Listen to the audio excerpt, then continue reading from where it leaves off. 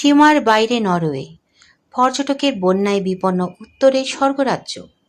Arctic বৃত্তের কোলে শান্তিতে ঘুমিয়ে থাকা নরওয়ের উত্তরাঞ্চল আজ এক অদ্ভুত সংকটের মুখে। একদিকে নীল সমুদ্রের স্বচ্ছ জলরাশি, আর অন্যদিকে আকাশচুম্বী বরফে ঢাকা পাহাড়। এই আদিম সৌন্দর্যই যেন দেশটির জন্য কাল হয়ে দাঁড়িয়েছে।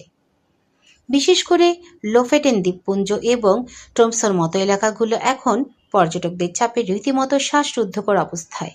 প্রতি বছর পর্যটকের সংখ্যা যে হারে বাড়ছে, তাতে নরওয়ের এই উত্তরের স্বর্গ তার প্রাকৃতিক ভারসাম্য ও নিজস্বতা হারানোর শঙ্কায় দিন গুনছে। যেসব গ্রামে মাত্র 2 থেকে 300 মানুষের বাস, সেখানে প্রতিদিন হাজার হাজার পর্যটকের আনাগোনা স্থানীয়দের জনজীবনকে বিষিয়ে তুলেছে। পর্যটন মৌসুমে স্থানীয় বাসিন্দারা সাধারণ সুযোগ সুবিধা থেকেও বঞ্চিত হচ্ছেন। সবচেয়ে বড় আঘাত এসেছে আবাসন খাতে।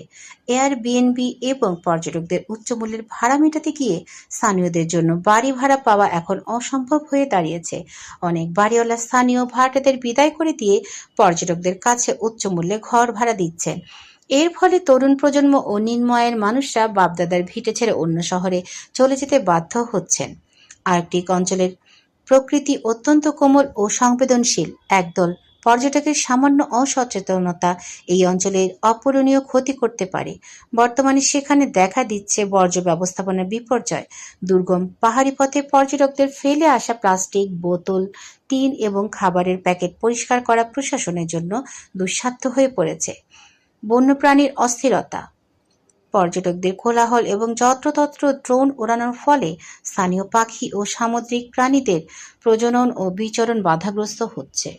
অবৈধ ক্যাম্পিং, সরকারি বিধিনিষেধ অমান্য করে পাহাড়ের চূড়ায় বা সংরক্ষিত বনে তাঁবু খাটিয়ে ক্যাম্পিং করার ফলে বনাঞ্চল ক্ষতিগ্রস্ত হচ্ছে।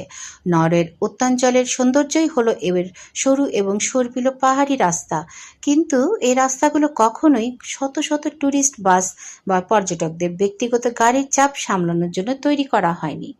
যানজটের ধকল, সরু রাস্তায় একটি বড় বাস আটকে গেলে মাইলের পর মাইল যানজট তৈরি হচ্ছে, যা স্থানীয়দের জরুরি যাতায়াত ও অ্যাম্বুলেন্স চলাচলে বাধা সৃষ্টি করছে। পার্কিং ও স্যানিটেশন, পার্কিং লটগুলো উপচে পড়ছে, ফলে মানুষ রাস্তার পাশেই গাড়ি রাখছে।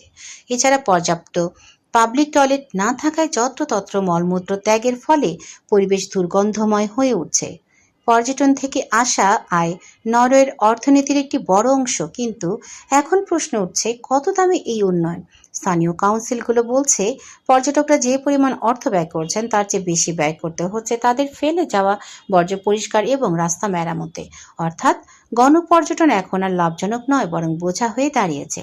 পরিস্থিতি এমন পর্যায়ে পৌঁছেছে যে নরওয়ে সরকার এখন বেশি পর্যটক নয়, বরং গুণগত পর্যটনের দিকেই ঝুঁকছে। তাদের প্রস্তাবিত পদক্ষেপগুলোর মধ্যে রয়েছে ট্যুরিস্ট ট্যাক্স, প্রতিটি পর্যটকের ওপর একটি নির্দিষ্ট ফি ধার্য করা, যা দিয়ে পরিবেশ রক্ষা ও অবকাঠামো উন্নয়ন করা হবে।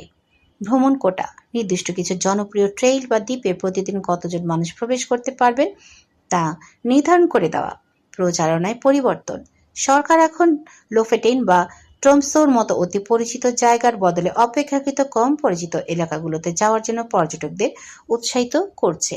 প্রকৃতি ও পর্যটনের ভারসাম্য কোথায়? পর্যটন আশীর্বাদ হলেও ওভার ট্যুরিজম বা অতিরিক্ত পর্যটন যে কোনো সুন্দর জনপদকে ধ্বংসের মুখে ঠেলে দিতে পারে। নরওয়ে এখন তার বিশ্বসেরা উদাহরণ। পর্যটকদের মনে রাখতে হবে, প্রকৃতি কেবল আমাদের বিনোদনের মাধ্যম নয়, এটি আমাদের বেঁচে থাকার ভিত্তিও।